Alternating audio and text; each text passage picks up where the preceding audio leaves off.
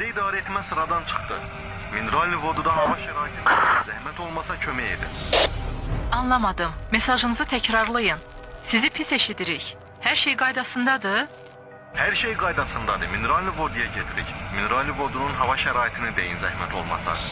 İdarə etmə sıradan çıxır. Mineral voduya vektoring verin və hava şəraitini deyin zəhmət olmasa. Kabinədə təzyiq artır. Təyyarə idarə etməni itirir. Hörmətli sərnişinlər, təlimata uyğun hərəkət edin, hər şey yaxşı olur. Mahaçqalaya uçuruq. Mahaçqalaya getməyə qərar verdiniz?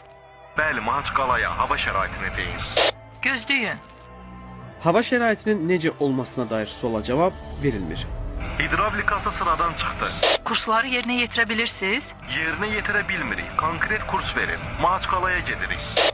Yenidən pilot Mahaçqalanın hava şəraitini soruşur. Bu dəfə hava şəraiti deyilir. Təyyarədə fövqəladə vəziyyət elan etmisiniz? Başa düşmədim. Sizi müşahidə etmirik. Hündürlüyünüzü deyin. Hündürlüyümüz 80. Hündürlüyü yığmağa çalışın. Əgər bacarsa.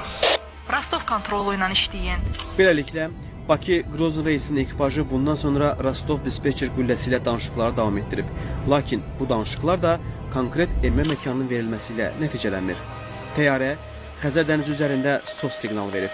Daha sonra məcburi eniş etmək üçün Qazaxıstana istiqamət alıb.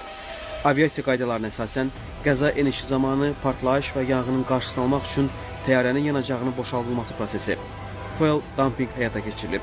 Bununla həm təyyarənin eniş ağırlığı normaya salınır, həm də yerə çırpılma zamanı baş verə biləcək yanğın riski minimuma endirilir. Ona görə də bir neçə dəfə təyyarə dəniz üzərində dövrə vurub.